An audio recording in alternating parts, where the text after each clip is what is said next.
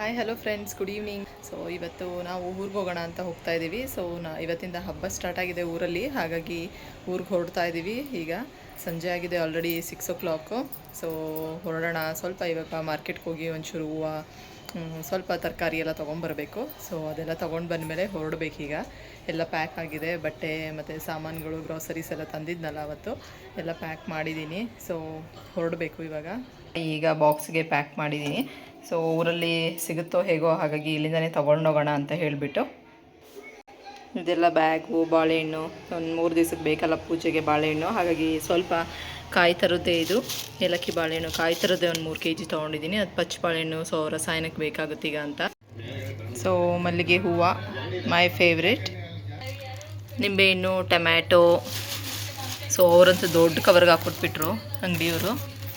So ಹೀರೆಕಾಯಿ, capsicum, carrot, potato ಮತ್ತು ಶುಂಠಿ ಸ್ವಲ್ಪ ಎಲ್ಲ ತೊಗೊಂಡು ಬಂದೆ. ಎಲ್ಲ ಫ್ರೆಶ್ ತರಕಾರಿ ಸಿಕ್ತು. ಈಗ ಸಂಜೆ ಹೊತ್ತು ಹೋದರೆ ಮಾರ್ಕೆಟ್ ಹತ್ರ ತುಂಬ ಚೆನ್ನಾಗಿರೋದು ಫ್ರೆಶ್ ತರಕಾರಿಗಳು ಸಿಗುತ್ತೆ. ಸೊ ಮಧ್ಯಾಹ್ನ ಟೈಮಲ್ಲಿ ಬಿಸಿಲಲ್ಲಿ ಒಣಗಿರುತ್ತೆ, ನೆನ್ನೆದೆಲ್ಲ ಇಟ್ಕೊಂಡಿರ್ತಾರೆ, ಹಾಗಾಗಿ ಮಧ್ಯಾಹ್ನ ಟೈಮ್ ಏನು ತೊಗೊಳ್ಳಿಲ್ಲ. ಈಗ ಸಂಜೆ ಈಗ 6:30 ಈಗ ಹೋಗಿ ತೊಗೊಂಡು ಬಂದೆ. ಈಗಂದರೆ ಡೈಲಿ ಮನೆ ಹತ್ರ ಈ ಕಡೆ ಮಾರ್ಕೆಟ್ ಥರ ಇರುತ್ತೆ. ಸೊ ತುಂಬ ಚೆನ್ನಾಗಿರುತ್ತೆ, ಎಲ್ಲ ಫ್ರೆಶ್ ತರಕಾರಿ, ಸೊಪ್ಪು ಎಲ್ಲ ಸಿಗುತ್ತೆ, ಹೂವು ಏನೇನು ಬೇಕೋ ಎಲ್ಲ ಸಿಗುತ್ತೆ. ಈಗ ಊರಿಗೆ ಹೊಡ್ತಾ ಇದ್ದೀವಿ. ಹಸ್ಬೆಂಡ್ ಆಫೀಸಿಂದ ಬಂದ ಮೇಲೆ ಮಕ್ಕಳನ್ನೆಲ್ಲ ನಾದಿನಿ ಮನೆಯಿಂದ ಕರ್ಕೊಂಡು, ಈಗ ಆಲ್ರೆಡಿ ಟೈಮ್ 8:30 ಆಗ್ತಾ ಇದೆ. ಈಗ ಊರಿಗೆ ಹೊರಡ್ತಾ ಇದ್ದೀವಿ. ಈಗ ಮನೆಗೆ ಬಂದು ಊಟ ಎಲ್ಲ ಮುಗಿಸಿ ಹಲಸಿನಣ್ಣು ತೊಗೊಬಂದಿದ್ರು ಮಾವ. ಸೊ ಹಾಗಾಗಿ ಹಲಸಿನಣ್ಣೆಲ್ಲ ಕಟ್ ಮಾಡಿ ಮತ್ತು ದೇವ್ರಿಗೆ ಇದು ಮಣೆವು ಮಾಡಬೇಕಲ್ವ. ಸೊ ಹಾಗಾಗಿ ಈ ಕಡೆ ಬಾಳೆಹಣ್ಣು, ಬೆಲ್ಲ ಮತ್ತು ತೆಂಗಿನಕಾಯಿ ತುರಿ ಎಲ್ಲ ತುರಿದಿಟ್ಟು, ಹಲಸಿನಣ್ಣು ಎಲ್ಲನೂ ಹಸ್ಬೆಂಡು, ಅತ್ತೆ, ನಾದಿನಿ, ಮಗಳು ಎಲ್ಲ ಕಟ್ ಮಾಡ್ತಿದ್ದಾರೆ. ಈ ಕಡೆ ನಾನು ನನ್ನ ಮಗಳು ಇದನ್ನೆಲ್ಲ ರೆಡಿ ಮಾಡಿ ಇಡ್ತಾಯಿದ್ದೀವಿ. ದೇವ್ರು ಬರೋದಿನ ಮಧ್ಯರಾತ್ರಿ ಆಗುತ್ತೆ, 12-1 ಗಂಟೆ ಆಗುತ್ತೆ. ಸೊ ಈಗೆಲ್ಲ ರೆಡಿ ಮಾಡಿಟ್ರೆ ದೇವ್ರು ಬಂದ ತಕ್ಷಣ ನಾವು ಮಾಡ್ಬೋದು ಪೂಜೆ ಅಂತ. ಈಗ ದೇವ್ರು ಬಂದಿದೆ ಮನೆ ಹತ್ರ, ರಾತ್ರಿ 2 ಗಂಟೆ ಆಗಿದೆ. ಸೊ ಈಗ ದೇವ್ರನ್ನ ಟ್ಯಾಕ್ಟರ್ನಲ್ಲಿ ಕರ್ಕೊಬಂದಿದ್ದಾರೆ. ಸೊ ಈಗ ಮಣೆ ಹಾಕ್ತಿದ್ದಾರೆ ಎಲ್ಲರ ಮನೆ ಹತ್ರನೂ. ಸೊ ಪ್ರತಿ ವರ್ಷವೂ ಅಷ್ಟೇ ಇದೇ ರೀತಿ ಮಾಡೋದು. ಮೊದಲು ಮಣೆ ಆದಮೇಲೆ ಹಬ್ಬ ಸ್ಟಾರ್ಟ್ ಆಗುವಂಥದ್ದು. ಸೊ ಹಲಸಿನಣ್ಣು, ಚರ್ಪು ಈ ಥರ ಎಲ್ಲರ ಮನೇಲೂ ಮಾಡಿರ್ತಾರೆ. ಅವ್ರ ಮನೆ ಮುಂದೆನೇ ಎಲ್ಲರೂ ದೇವರಿಗೆ ಪೂಜೆ ಮಾಡಿಸಿ ಆಮೇಲೆ ಮಣೆ ಹಾಕ್ಸ್ಕೊಂಡು ಆಮೇಲೆ ಹಬ್ಬ ಸ್ಟಾರ್ಟ್ ಮಾಡುವಂಥದ್ದು. ಮೊದಲಾಗಿದ್ದರೆ ದೇವ್ರು ಹೊತ್ಕೊಳ್ಳೋದಕ್ಕಾಗಲಿ ತುಂಬ ಜನ ಇರ್ತಾಯಿದ್ರು. ಸೊ ಈಗ ಹಬ್ಬ ಹರಿದಿನಗಳು ಎಲ್ಲನೂ ಅಂದರೆ ಊಟದ ದಿವಸ ಬರ್ತಾರೆ ಎಲ್ಲನೂ ಅಷ್ಟೇ. ಈ ಥರ ಪೂಜೆ ಇರೋ ದಿವಸ ಯಾರೂ ಅಷ್ಟು ಜನ ಇರೋದೇ ಇಲ್ಲ, ದೇವ್ರು ಹೊತ್ಕೊಳ್ಳೋಕ್ಕೆ ಜನನೇ ಇರೋದಿಲ್ಲ ಅಷ್ಟು. ಸೊ ಹಾಗಾಗಿ ಈಗ ಎಲ್ಲ ಟ್ರ್ಯಾಕ್ಟರ್ಗಳಲ್ಲಿ ದೇವ್ರನ್ನ ಕೂರಿಸ್ಕೊಂಡು ಬರ್ತಾರೆ.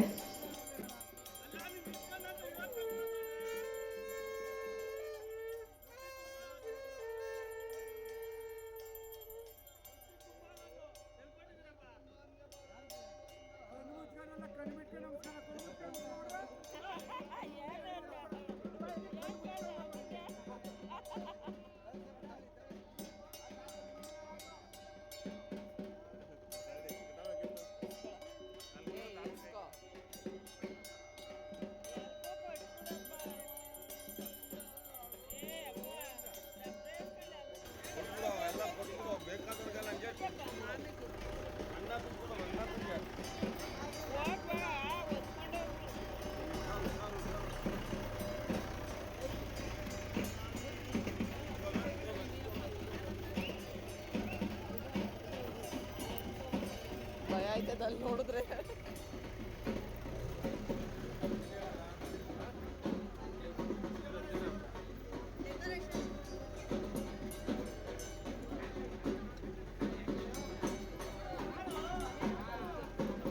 ಈಗ ಪೂಜೆ ಎಲ್ಲ ಮುಗಿಸಿ ಮಾಡಿರೋ ಪ್ರಸಾದನ ಇಲ್ಲಿರೋವಂಥ ಜನಕ್ಕೆಲ್ಲನೂ ಹಂಚಿಬಿಡುವಂಥದ್ದು. ಪ್ರಸಾದ ಎಲ್ಲರ ಮನೆ ಮುಂದೆನೂ ಅವರವರು ಸಪ್ರೇಟ್ ಮಾಡ್ಕೊಂಡಿರ್ತಾರೆ.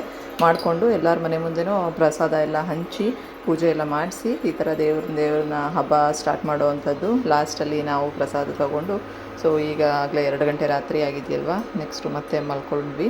ನೆಕ್ಸ್ಟ್ ಡೇ ವ್ಲಾಗ್ನ ಕಂಟಿನ್ಯೂ ಮಾಡ್ತಾಯಿದ್ದೀನಿ. ಈಗ ಆರತಿ ಎಲ್ಲ ತೊಗೊಂಡ್ತಾ ಇದ್ದೀವಿ, ರೆಡಿ ಆಗಿದ್ದೀವಿ.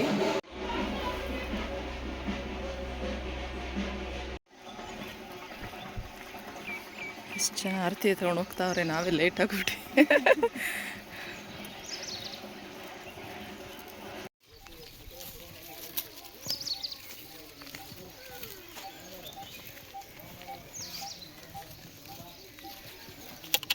ಈಗ ಟೈಮು ಬೆಳಗ್ಗೆ 6:30 ಆಗ್ತಾ ಇದೆ. ಸೊ ಈಗ ದೇವಸ್ಥಾನ ಹತ್ರ ಬಂದಿದ್ದೀವಿ. ದೇವರು ಬಂದು ಎಲ್ಲರ ಮನೆ ಹತ್ರನೂ ಬಂದು ಆರತಿ ಎಲ್ಲ ಕರ್ಕೊಂಡು ಎಲ್ಲರನ್ನೂ ಕರ್ಕೊಂಡು ಬರ್ತಾರೆ. ಸೊ ಈಗ ದೇವಸ್ಥಾನದ ಸುತ್ತ 3 ಸುತ್ತು ನಾವು ಮೊದಲು ಮುತ್ತರಾಯ ಸ್ವಾಮಿ ದೇವಸ್ಥಾನಕ್ಕೆ ಪೂಜೆ ಮಾಡಿ ಆಮೇಲೆ ಆಂಜನೇಯನಿಗೆ ಪೂಜೆ ಮಾಡುವಂಥದ್ದು. ನೋಡಿ ಚಿಕ್ಕ ಮಕ್ಕಳೆಲ್ಲ ಆರತಿನ ಎಷ್ಟು ಚೆನ್ನಾಗಿ ರೆಡಿ ಮಾಡ್ಕೊಂಡು ತೊಗೊಬಂದಿದ್ದಾರೆ ಅಂತ. ಸೊ ತುಂಬ ಚೆನ್ನಾಗಿರುತ್ತೆ ಹಳ್ಳಿ ಕಡೆ ಈ ಥರ ಹಬ್ಬಗಳು ಹರಿದಿನಗಳು ಮಾಡಿದಾಗ ಮಕ್ಕಳೆಲ್ಲ ತುಂಬ ನೀಟಾಗಿ ರೆಡಿಯಾಗಿ ನೋಡೋಕ್ಕೆ ಒಂಥರ ಚೆಂದ ಅನಿಸುತ್ತೆ. ದೇವಸ್ಥಾನ ಸುತ್ತ 3 ಸುತ್ತು ಬಂದು ಇಲ್ಲೇ ಪೂಜೆ ಸಾಮಾನೆಲ್ಲ ಕಾಯೆಲ್ಲ ಇಲ್ಲೇ ಹೊಡ್ಕೊಂಡು ಆಮೇಲೆ ದೇವಸ್ಥಾನದೊಳಗಡೆ ಹೋಗಿ ಪೂಜೆ ಮಾಡಿಸ್ಕೊಳ್ಳೋ ಅಂಥದ್ದು. ಸೊ ಮೊದಲು ಮುತ್ತರಾಯ ಸ್ವಾಮಿ ದೇವಸ್ಥಾನದೊಳಗಡೆ ಹೋಗಿ ಪೂಜೆ ಮಾಡಿಸ್ಕೊಂಡು ಬಂದು ಆಮೇಲೆ ಆಂಜನೇಯನಿಗೆ ಬೆಲ್ಲದ ಆರತಿಯಲ್ಲಿ ಪೂಜೆ ಮಾಡಿಸೋದು. ಇದು ತುಂಬ ಹಳೆ ಕಾಲದ ದೇವಸ್ಥಾನ, ಚೋಳರ ಕಾಲದಲ್ಲಿ ಕಟ್ಟಿರುವಂಥ ದೇವಸ್ಥಾನ ಅಂತ ಹೇಳ್ತಾರೆ. ಕಲ್ಲಿನ ಕಟ್ಟಡಗಳಿಂದ ಮಾಡಿರುವಂಥ ದೇವಸ್ಥಾನ ಇದು ಮುತ್ತರಾಯ ಸ್ವಾಮಿ ದೇವಸ್ಥಾನ. ಇದನ್ನು ಕರಿಯಣ್ಣ ಕೆಂಚಣ್ಣ ಅಂತಲೂ ಹೇಳ್ತಾರೆ. ನಾವು ಅಮ್ಮನ ಮನೆ ದೇವರು ಆಂಜನೇಯ ಆಗಿರೋದ್ರಿಂದ ಅವರು ಮನೆ ದೇವರು ಮಾಡಿದಾಗ ಈ ದೇವ್ರಿಗೇ ಮರಿ ಕಡಿಯುವಂಥದ್ದು. ಆಂಜನೇಯಂಗೆ ಮರಿ ಕಡಿಯೋದಿಲ್ಲ, ಇದು ಮುತ್ತರಾಯ ಸ್ವಾಮಿಗೆ ಮರಿ ಕಡಿದು ಆಮೇಲೆ ಹಬ್ಬ ಮಾಡುವಂಥದ್ದು. ಎಲ್ಲರೂ ಆರತಿ ತಗೊಂಡು ದೀಪ ಎಲ್ಲ ಹಚ್ಕೊಂಡು ಬಂದಿದ್ದಾರೆ. ಸೊ ಇದು ಚಿಕ್ಕ ದೇವಸ್ಥಾನ, ಹಳೆಯ ದೇವಸ್ಥಾನ ಇದು. ಈಗ ಪೂಜೆ ನಡೀತಾ ಇದೆ. ಹಳೆ ಕಾಲದಲ್ಲಿ ಎಲ್ಲ ದೇವ್ರನ್ನೆಲ್ಲ ವಿಗ್ರಹಗಳನ್ನೇ ಎಲ್ಲ ಕಟ್ ಮಾಡಿ ಒಂದೊಂದು ಪಾರ್ಟ್ ಎಲ್ಲ ಕಟ್ ಮಾಡ್ಕೊಂಡು ಹೋಗ್ಬಿಟ್ಟಿದ್ರು. ಎಲ್ಲ ಆ ಥರ ಎಲ್ಲ ಹಾಳು ಮಾಡಿದರು ದೇವಸ್ಥಾನನ. ಈಗ ಹೊಸ ದೇವಸ್ಥಾನ ದೇವರ ವಿಗ್ರಹಗಳನ್ನೆಲ್ಲ ಕಟ್ಟಿ ಈಗ ಎಲ್ಲ ದೇವಸ್ಥಾನದಲ್ಲೂ ಪೂಜೆ ನಡೆಸ್ತಾ ಇದ್ದಾರೆ. ನಮ್ಮೂರಲ್ಲಿ ಈ ರೀತಿ 5 ದಿನ ನಡೆಯುತ್ತೆ ಊರ ಹಬ್ಬ. ಶನಿವಾರದಿಂದ ಬುಧವಾರದವರೆಗೂ ಊರ ಹಬ್ಬ ನಡೆಯುತ್ತೆ. ಒಂದೊಂದು ದಿನ ಒಂದೊಂದು ದೇವ್ರದ್ದು ಪೂಜೆ ಇರುತ್ತೆ, ಆರತಿ ಇರುತ್ತೆ, ಮತ್ತು ದೇವ್ರುಗಳು ಎಲ್ಲ ಬರುತ್ತೆ, ಬೇರೆ ಊರಿಂದ ದೇವ್ರುಗಳನ್ನೆಲ್ಲ ಕರೆಸ್ತಾರೆ. ಸೊ ಈ ರೀತಿ ಇರುತ್ತೆ ನಮ್ಮೂರಲ್ಲಿ ಹಬ್ಬ ಎಲ್ಲ. ಈಗ ದೇವಸ್ಥಾನದಲ್ಲಿ ಇಲ್ಲಿ ದೇವರದೆಲ್ಲ ಪೂಜೆ ಮುಗಿಸಿ ಆ ಕಡೆ ಆಂಜನೇಯನ ದೇವಸ್ಥಾನಕ್ಕೆ ಹೋಗಿ ಅಲ್ಲಿ ಪೂಜೆ ಮಾಡಬೇಕು.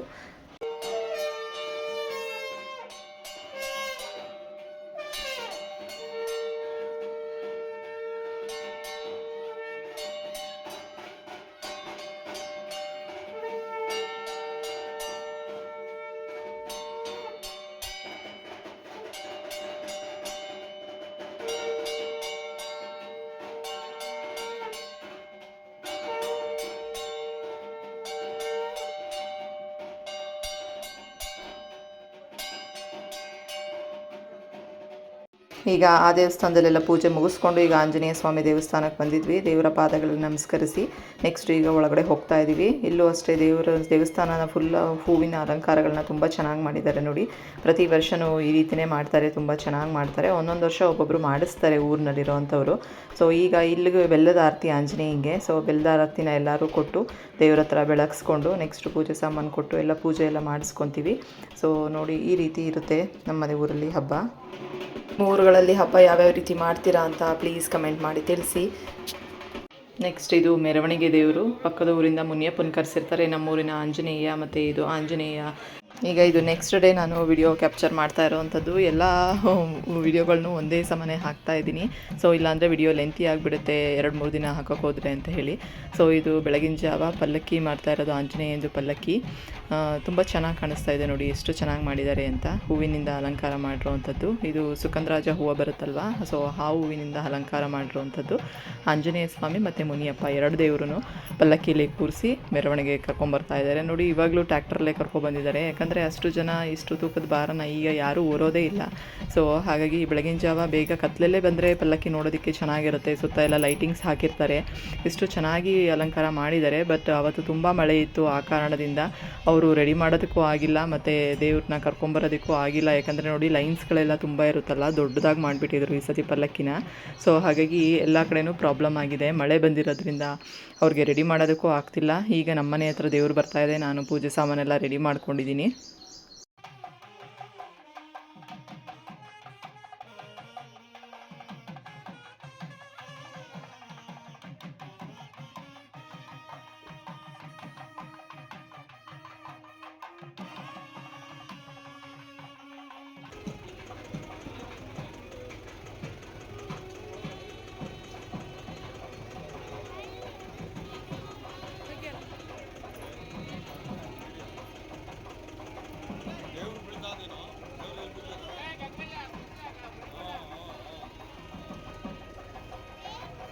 ಹೀಗಿತ್ತು ನಮ್ಮ ಊರಿನಲ್ಲಿ ಈ ವರ್ಷದ ಊರ ಹಬ್ಬ. ಸೊ ಇದೆಲ್ಲ ನಿಮ್ಗೆ ಇಷ್ಟ ಆಗಿದೆ ಅಂತ ಅಂದ್ಕೊಂಡಿದ್ದೀನಿ. ಇಷ್ಟ ಆದರೆ ಪ್ಲೀಸ್ ಹೋಗಿ ಲೈಕ್ ಮಾಡಿ, ಶೇರ್ ಮಾಡಿ ಮತ್ತು ಸಬ್ಸ್ಕ್ರೈಬ್ ಮಾಡ್ಕೊಳ್ಳಿ. ಇದು ನಂದು ಹೊಸ ವ್ಲಾಗ್, ಇದು ನಾನು ಸ್ಟಾರ್ಟ್ ಮಾಡಿರೋವಂಥದ್ದು. ಪ್ಲೀಸ್ ಎಲ್ಲರೂ ಸಬ್ಸ್ಕ್ರೈಬ್ ಮಾಡಿಕೊಂಡು ನೋಡಿ. Thank you.